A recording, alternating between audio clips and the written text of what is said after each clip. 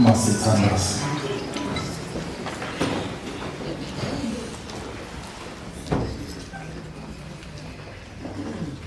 Fihla ke Nkosi ubuso bakho ezonweni zami. Ucime ngesinakade sonke Nkosi izikhohlakalo zakho. Ukuze ke Nkosi ngikwazi ukuphatha izinto zakho ezingcwele nezilungileyo. Mangehle ke Nkosi mina nginciphe. Ukhulu njalo wena njengoThixo nomnikazi wezinto zakho. Lezi zinto ke Nkosi siyazicela singazibani. Egameni leNkosi nelomfelo wethu Jesu Kristu. Amen. Mangilithatheke leli thuba phambi kokuba ke ngingene kumyalezo wosuku. Ngibulise kumongameli wami ubaba umfundisi uKhuboni, umongameli wesekethe yaseDumsane. Ngibingelele kumongamelikazi umama umfundisikazi uKhuboni ongumongamelikazi waseDumsane sekethe. Mtsumpa yami ke iphindile uPresident wamadodana esithini.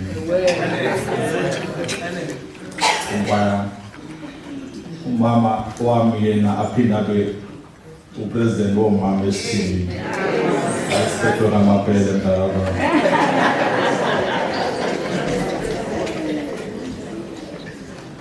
Ngibulise ibandla lonke Nkosi yami egameni leNkosi nomfelo wethu uJesu Kristu molweni wasabantu. Mandiqale ngenze lesi sicelo. Ndingumuntu ophazamiseka kalula xa eshumayela. So ngiyanicela ke okokuba xa unomakhalekhukhwini lo ifoni ngicela sifake ku silent noma ku vibrate. Uma bakwethu ifoni yakho mhlawumbe ile ekhanya ngobu-blue noma ngo-red ayinawo vibrate noma wazi ukuthi uvele ukhiphe ibhetri.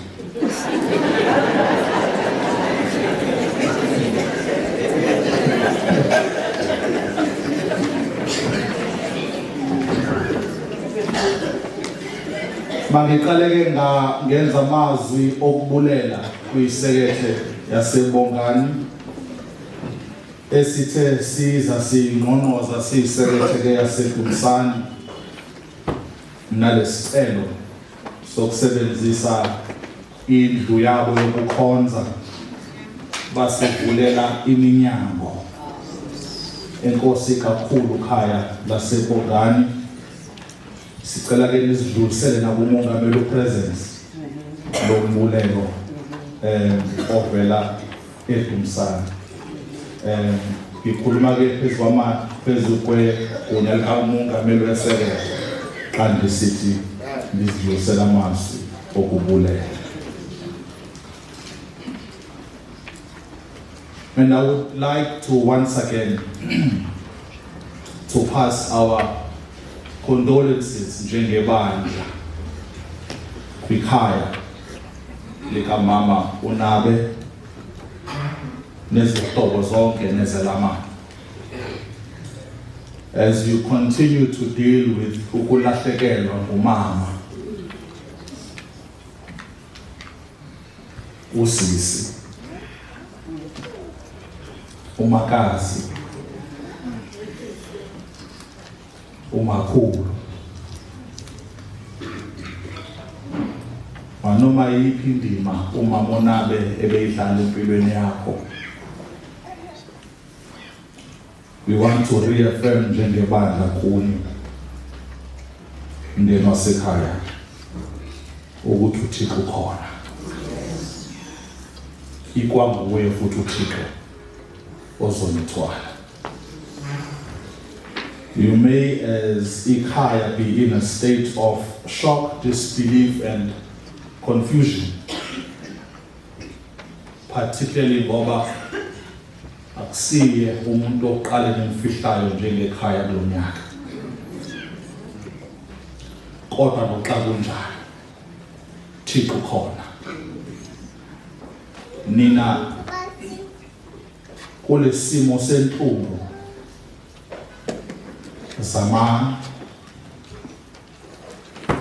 zamani okuba niphakamisela amehlo enu ezintabeni. Zamani. Ngoba inhlungu inakho ukusenza siphakamise amehlo siqalaze nje. Mongameli. Bese ubuza imibuzo because lithi leli hubo phakamisana yawaphakamisela amehlo ezintabeni. Alisho leli hubo ukuthi uncedo lethu luvele ezintabeni. Lithi leli hubo bese kuba khona umbuzo othi uncedo lwami luvelaphi? Luvelaphi uncedo lwami? Bese iyavela impendulo kuleli hubo ithi uncedo lwami luvela kuYehova odalile izulu nehlabathi. Mayiqhubeka ke ithi ndini lo Yehova akayikuvuma ukunyawo lwenu ashele, akayikuvuma lo Thixo bonyawo lwenu lushele. Ngoba lo Thixo londo Israyeli lithi leli iBhayibheli lethu akhosile. Asifikelwa thina kudinwa lo Thixo uyaqhubeka linde phezu kwethu. Asinazo ke impendulo thina, kodwa zonke impendulo zikuye uThixo wethu. I wish to give a message ke khamente kule ncwadi esifundileyo uIsaiah xa esethi uIsaiah ku verse 7 and 8. Uleyo ndaba uThixo uyakuginya umphambili besigqubuthelo esigqubutheleyo inhlanga zonke nesigubungelo esigubungeleyo zonke izizwe. Uthi Isaiah uThixo uyakuginya ukufa kuphele, angagcini eginyeni ukufa, azesule uThixo inyembezi ebusweni babantu bakhe. Lokho kuphela nje ngifisa ukukusho ukuthi khamente singalila ngoku, singalila ngoku, singahlala ngoku enhlungwini ngoku, kodwa uthi uIsaiah lizawufika ilixa lapho uThixo entabeni uThixo ayakugwinya kuyo uThixo isigubungelo esigubungeleyo zonke inhlanga. Agcine noThixo agwinye nokufa, swallow death. Xa esegqibile ukugwinyeza izinto uThixo akazugcina nje ukuziqeda, kodwa xa esezigwinyile uThixo uzawusondela kubantwana bakhe asule uThixo izinyembezi ebusweni babo. That's all I want to say. Noma ningayiva anything ndizoyithetha, God gives a promise through Isaiah. Uthi noma isimo singanje namhlanje kodwa ilifa lizawufika. Amen. That's all I want to say.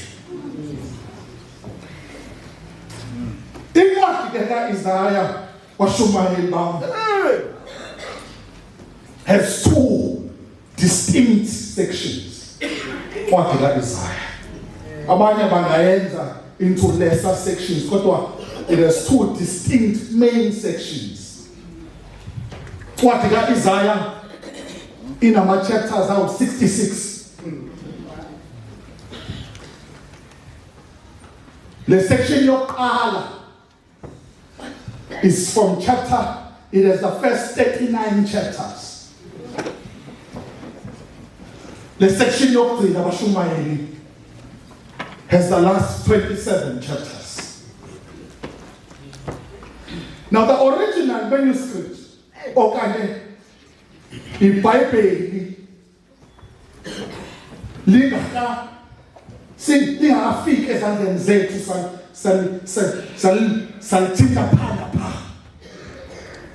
Yayingenawo ama-headings, nama-chapters, nama-verses. So whoever separated the ncwadi into chapters wenze into that I believe was unintentional, but confirms ukuthi ilizwi likaThixo liphefumlelwe nguThixo. Ngoba uIsaiah is 66 chapters. NeBhayibhile lona lineyncwadi eziwu-66. The first part kaIsaiah is 39 chapters. And ngaphakathi kulama 39 chapters sibona the themes of the Old Testament. Kanti izincwadi zeTestament endala nazo ziwu-39. Wow. The second section washumayeli kaIsaiah has 27 chapters. And shares in those 27 chapters the themes, the Testament endala entsha I mean. Nayo iTestament entsha has 27 books. Ncwadi kaIsaiah. So the first section kaIsaiah has to do nabantu bakaThixo abathi bekhonza uThixo ngemilomo kodwa bamflathele ngezenzo zabo.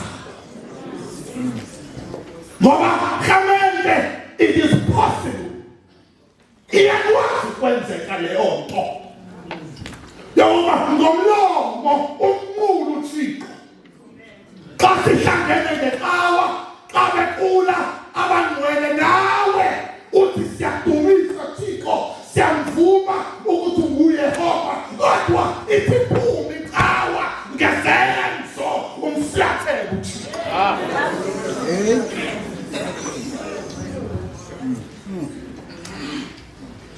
Israel was enjoying during this time economic growth. Kwakuyilika of plenty kwa-Israel.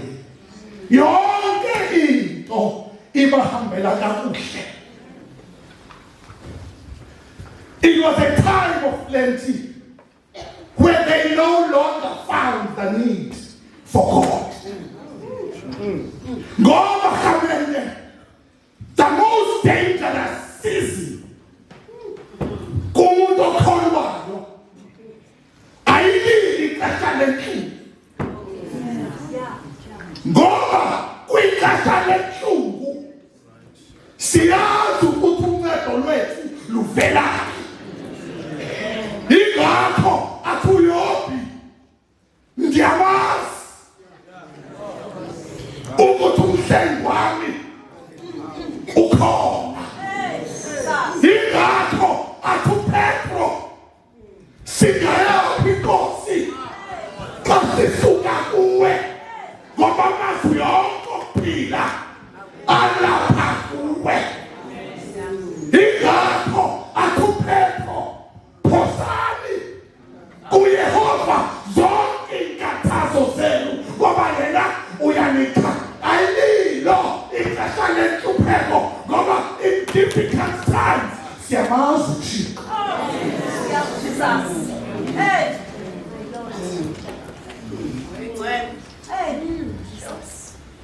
But the most dangerous time, ixesha elinobungozi empilweni yakhowa is when xa izinto zihamba kakuhle.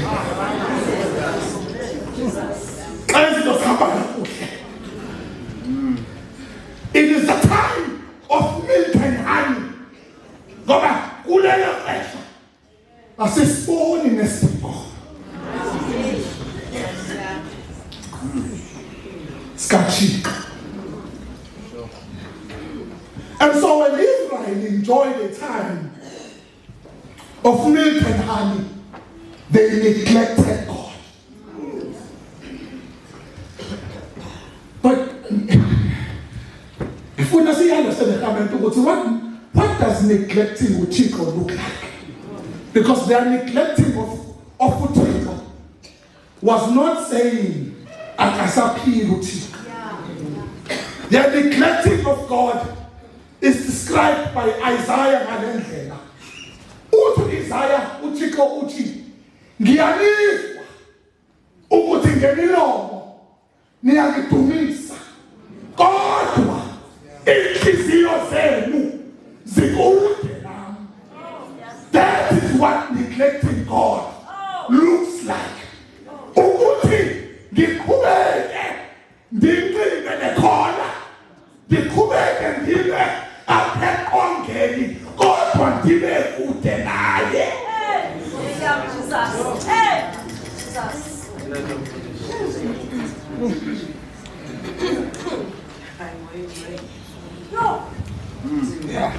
Zonke imfanelo zebantu zigcine umuhle kumanyana ukhumile u-up-to-date umhlekwa lapha ecaweni i-black card yakho i-up-to-date ayikho into ekhalelwayo apha emhlabeni kodwa wena ulungile apha kodwa wazali nomnikazi walento sikuyo.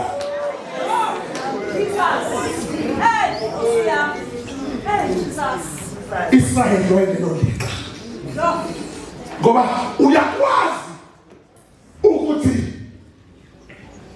ube khona ecaweni kodwa ungamazi umnikazi wethu uka uze uthi wena uthi unama-favorite uThixo kanti wena uxhumananga noThixo usendaweni yakhe. Namkhumbula kamente lo mama owayopha for 12 years. Amen. Namkhumbula xa ihlangana noYesu ehamba nesikhubu wathi lo mama ngaphakathi yena uma nje ngi-acting ukumthinta yena ngokuphelele acting noba ndithethe naye akhulume isibusiso all I need ukuthinta nje umphele. Amen. Hallelujah. And ndizawubhila lithi iBhayibheli walandela emva kwakhe wathinta umphetho wathi uYesu ngoba evile wathi ngubani ongithintileyo. Iswanike ehamende bathi abafundi hoyi man sibaningi man abantu baningi bayakuthinta uqonda ukuthini ukuthi ubani okuthintileyo wathi uYesu no man ndiwavila amandla ephuma.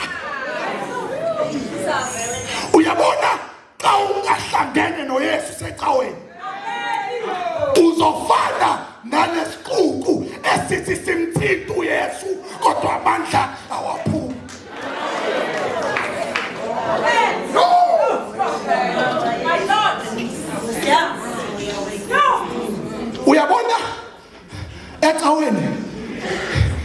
ungahlangananga noYesu uzobabona abanye beqhuka kusasa sebeyakwazi ukuhamba. Uzobona impuputhe bezingaboni kodwa seziyabona. Uzobona umuntu ebengasebenzi naku seyasebenza. Uzombona umuntu ebesindelwa naye Thixo usekhanyisile bese wena uThixo unama-favorites. Kanti the problem is not God. Wena uhlele ecaweni awuhlalanga kuThixo.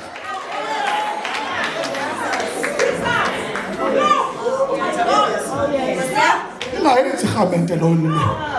Ningayenzi khamente leyo. Ningayenzi leyo mistake.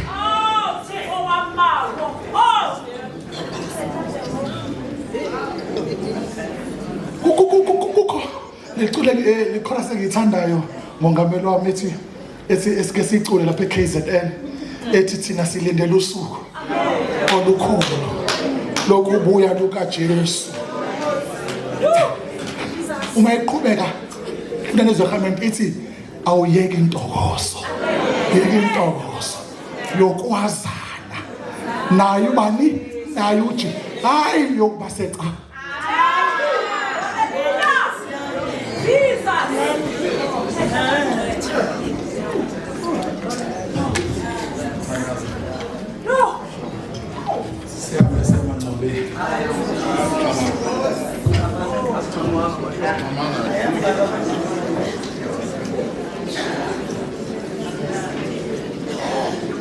Isaiah 25 ke uIsrayeli ngenxa yokudumisa uThixo externally kodwa bengamdumisi internally. uThixo wavumela ezinye izizwe. Ngizwa amen. Wavumela ezinye izizwe okokuba singene ziboyise. It's not every storm ubhekana nayo evela kumThixo. Amen. Baphila impilo enzima in exile, enslaved by other nations. Babulawa ngathi kubulawa nje into engekhoyo. Awumuntu esusistena khatebe thiwa kasibeke pha kodwa xa endleleni bambula.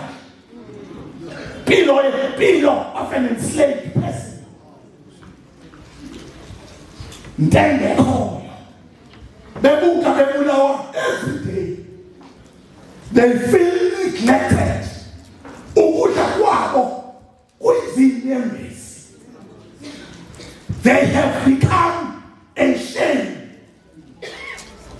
Umehleliswe kuleso simo uThixo wafika ngomlomo kaIsaya. Are you coming? Amen. I'm giving up for you to imagine isimo sakho in the land of exile. Amen. uThixo ufika ngomlomo kaIsaya kuleso simo. uThixo xa efika ubanika isithembiso.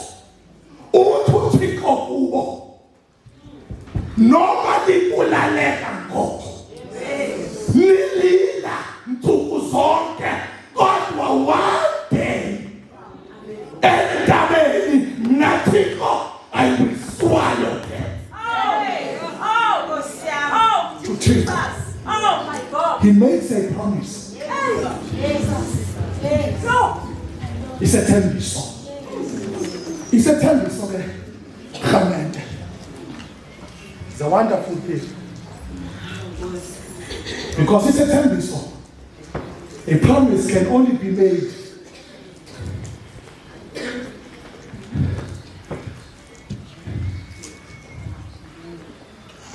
if isimo sakho is different to the simo sesithembiso. A promise is a reality that is different to your current reality. Amen. Amen. In other words, if ngikuthembisa Hlubi okokuba next week I will buy you groceries, it is because awunazo. So a promise is something that is given to you. That promises a different reality to the current reality. Njengoba uThixo ethi uyasusa uyagwinya isigubungelo esigubungelele izizwe zonke, it is because currently kunesigubungelo. So njalo uThixo, by definition, a promise is given kwinto ongakabi nayo. But between that promise and the fulfillment of that promise, uzogcinwa sisi isithembiso.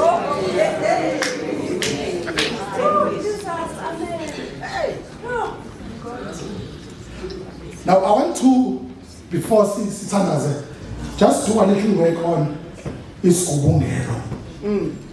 Esigubungeleleyo inhlanga zonke. My English Bible says God will remove the shroud and the veil that covers all nations. Uthi ke uThixo, ningangiboni nje, kukhona iveil emboze izizwe zonke ukuthi zingangiboni. Ngoba nasethempelini okukhona iveil yohlukanisa the Holy of Holies from the rest of the temple. It was believed ke ngoba uThixo uhlala in the Holy of Holies, and le veil enshoda ukuthi abantu abambona uThixo.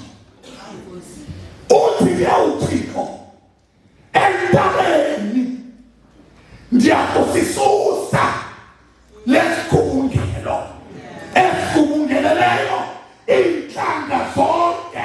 I will remove it entembe kokuba ningangiboni. Yingakho apostle Paulus ku2 Corinthians chapter 3 verse 16 uthi umuntu uma eza kuThixo isigubungelo siyasuka. Amen. Jesus. uThixo uthi, I know that in exile you suffered death and you mourned death. Kodwa ngalolu suku entabeni mina Thixo ndiyakuginya ukufa.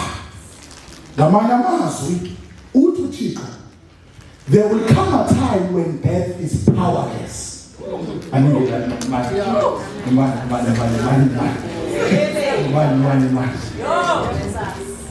There will come a time where death is powerless. Buthi ukhona kodwa kuphelelwa amandla. Amen.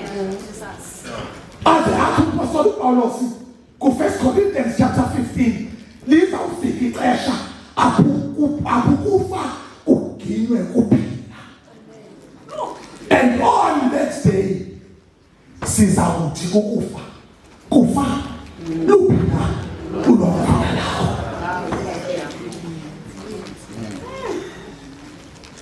One of my favorite philosophers, Sigmund Freud, got it very wrong. And finally, Sigmund, there is the painful riddle of death, for which no remedy at all has yet been found, nor probably ever will be.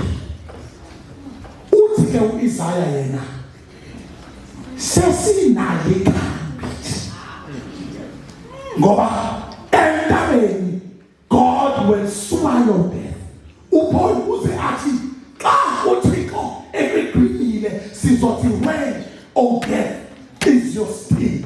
Where, O death, is your victory? Ngamanye amazwi, Paul is taunting death. He is mocking it. In other words, ukufa may look like a scorpion, but it no longer has a sting. It may look like a bee, but it no longer has a sting. It may roar like a lion, but it's not a seed. Amen. Oh, Jesus. Yeah. Amen. Ask my mother. Ukufa may be a dark valley. Yeah. Kodwa le dark valley ingiholela kumasanga amahle aseYerusalema. Apho ngizokwena khona ubuso nobuso noThixo isigubungelo sesingekho. Amen. Jesus.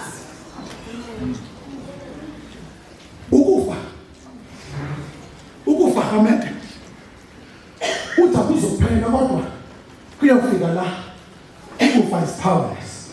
Kuyofana nebhubesi elisenawo amandla okubhonga kodwa amazinyo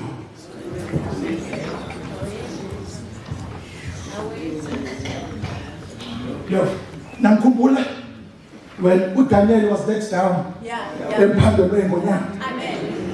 Lithi iBhayibheli mama ingonyama zalambiswa for weeks zenzela ukuthi xa uDaniel ephoswa zimnqaba izwa lenqaba.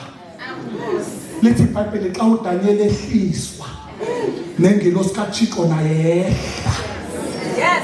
wathi ngoba khamente yolo noma bangasiphosapi noma bangasiphosapi khamente thina asizingeni lesikawasamba sodwa thina sihamba noThixo othambela phambili insimbi ezinye ungavula kuvaliwe noThixo esimkhonzayo.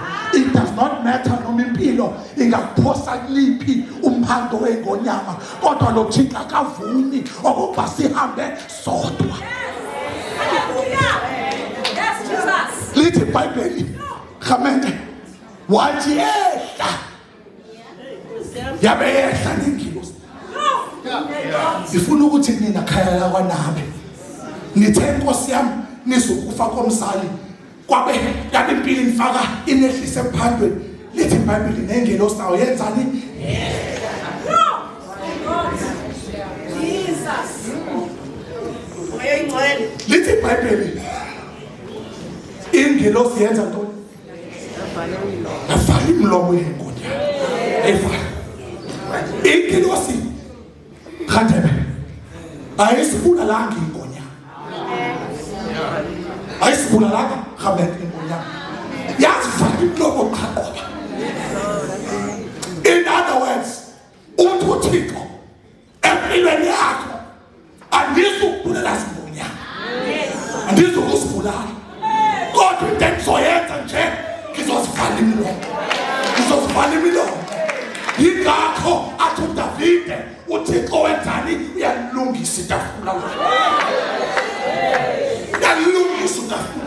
uThixo ulungisa lephi phambi kwentsha.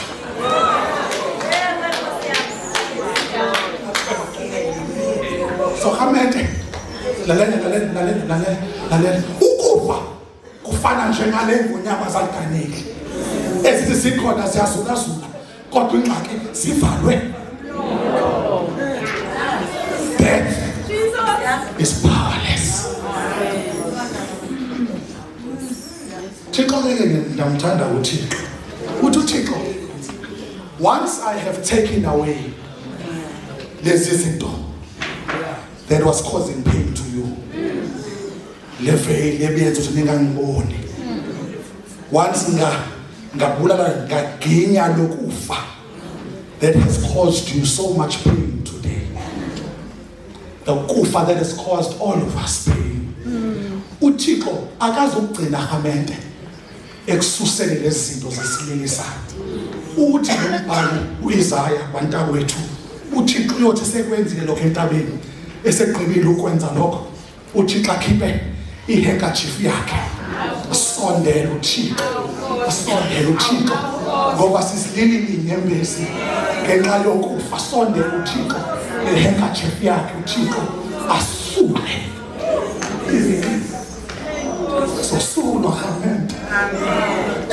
Zizosulwa. Yena wasekhaya. Zingane zikamama uNabi zizosulwa. Anililelanga lezi zinyembezi mahala. Zizosulwa. Umuntu okhoyo kule nkonzo that is still struggling with a loss akakwazi ukuyigqithisa lalelani uthi Isaiah zizosulwa.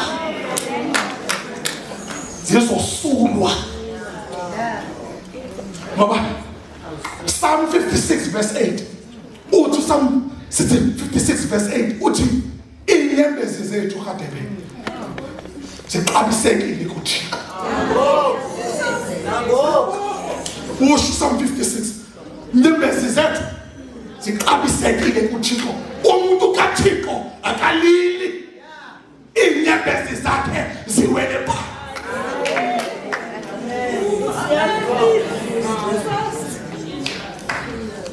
Psalm 56 uthi xa umuntu kaThixo elila uThixo uyaphakama athathe ejaha uThixo asikhangeze izinyembezi zomuntu wakhe ngoba inyembezi zethu ziqabisekile. Uthi uPsalm 56 uthi uThixo collects our tears ukuze athi xa ehlele ezulwini angayilibali inhlungu yethu. Ingakho athi lo Psalm 19 xa uPsalm 19 lo esimthandayo xa sivula umncwadi athi uPsalm 19 Nkosi siphufefe siphumuza siphathe kakuhle kangangezinsuku esabona obubi ngayo. God collects our tears ukuze xa sesifika kuleya ndaba uThixo xa esekususile ukuba asondele asuke. Zizosulwa. I do not know ukuthi intoni le lilisayo kodwa zizosulwa inyembezi. God will wipe away our tears. And I want to say kunina mbeni wasekhaya, you see, for this moment between now nokusulwa kwenyembezi ngifuna ningoyiki ngibambile uThixo. Ngiyayithanda ke lanto pha eRosebank ngidla ngokuthi God got you. Right. Yeah. English. Ngikembezwa abantu kuna nalabaculi esiwathandayo bambelela kuyo ubambelela kodwa God nguye obambe wena. Ngoba kuzofika amaxesha lapho wena ngenxa yobugaxagaxa bekeliswe ngoba apha emhlabeni sisathanda udaba lwenhlalo enzima kunamaxesha where we will let go kodwa uThixo yena uzanipha. Amen. Jesus. Sihlalo wami lapha eRosebank. I have shared this, but it's important for me ukuthi I want to share this. Uma ngithi God got you, ngiqonda ngoba uThixo unibambile. And ukunibamba kaThixo akuncikile ekutheni mina nimbambile okanye cha. Thixo akadingi uncedo lwakho ukuze akubambe. Hey, Jesus. uThixo ke hamba xa ekubamba uyaphi?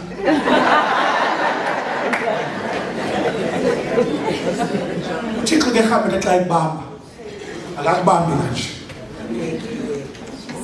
Thixo akakubambi kanje. Ngoba umuntu bekubambe kanje xa udedela wena uThixo akubambi kanje Hamlet. Thixo ukubamba kanje uThixo. Bamba kanje uThixo. Ukuze nawe umbambe kanje uThixo. Bamba kanje. Bamba ukuze nawe umbambe uThixo. Kokugaqagqa kebelelizwe. Lizawufikilika lapho bomi buba nzima. Ebese wena you let go.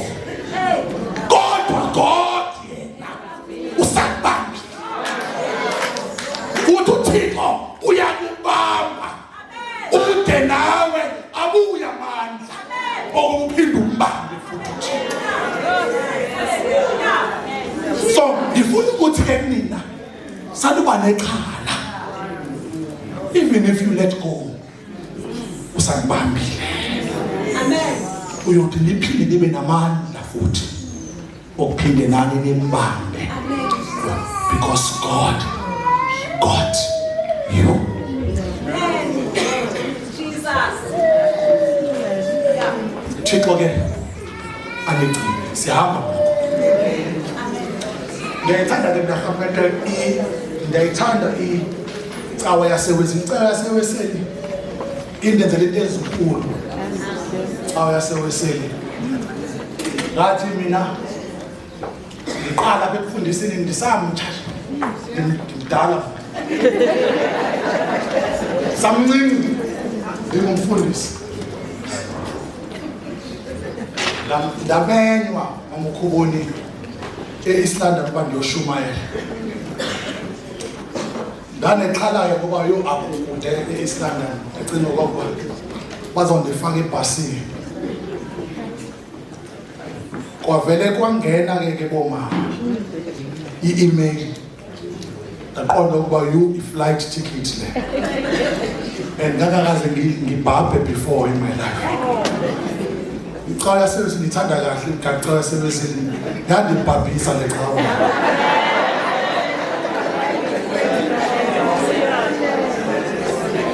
Excited ke Hamlet, excited.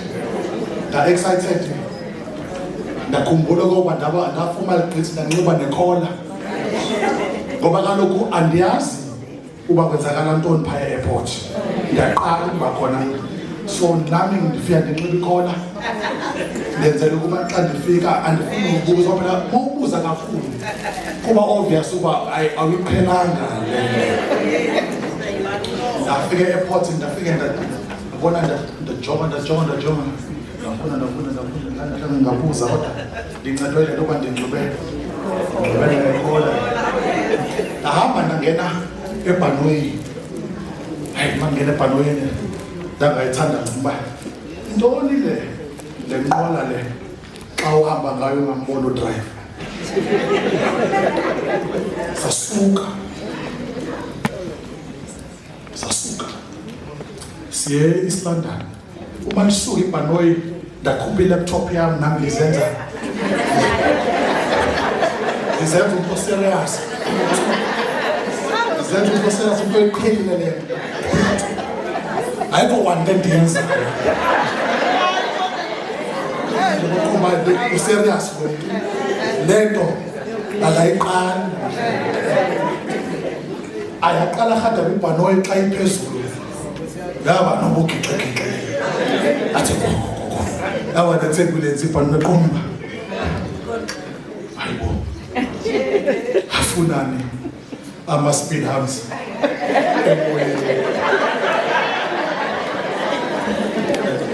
Ngoba manje kubalekele le-check uze ndimamele le nto yenzekayo apha. Nkosi yami. Manje ndiyafuna upenika. Manje ingxaki yami ndinxiba ikhola. Awukwazi ukuphenika ncam. Unxiba ikhola. Kodwa ndiyafuna upenika. Ngoba it's do. Ombayo ukuthi hayi siyabhubha la. Wanyuka ushukela. I-blood pressure yanyuka. Kwathi phakathi nawo Hamlet wavakala nje ivoice Come. Good evening, everyone. This is the captain speaking. We're experiencing slight turbulence, but we will be out of this turbulence in a few short time. Please fasten your seatbelts and look at the seatbelt signs. One captain.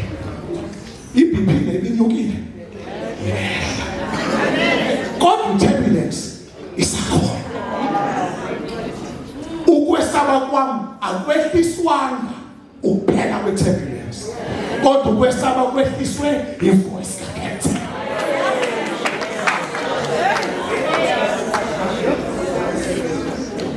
This thing called life in a turbulence. In a turbulence. Kodwa awuchitha kuyo, listen to the voice of the captain. Ndafika pha shumana ndagqiba ndabuya. Uma ubuya eIslandla incinci la airport yaseIslandla. Uma uhamba mawuphuma nawu departures apha. Nawu arrivals apha. Yonke into. Now I noticed something. Okokuba xa ngingena kukhona abantu abaphambi departures bazungeze umuntu. Ngabona abantu abaku arrivals. Labo bantu arrivals bona. Nabo baningi bazungeze umuntu. Kodwa as lo muntu approach, there was joy. Bonwa bile. Belila na. Kodwa inyembezi zabo bekuyinyembezi zofuyo. Kodwa bakaloku i-departures ngixela abantu asina assume i-departures abantu abamqala. Asina assume ukuba sizonke siyazazi inyenzi. Ama-arrivals abantu. Kodwa kuyokuba laba inoba baliliswa into yokokuba lo muntu wabo uyahamba. Nakhona balabo arrivals bayavuya ingoba lo muntu lo uyafika. Thina ke samende siyalila namuhla ngoba kaloku sikwi-departures. Sikwi-departures umamunabe uyamka. Kodwa njengoba silila ezulwini kuse-arrivals uyavuywa.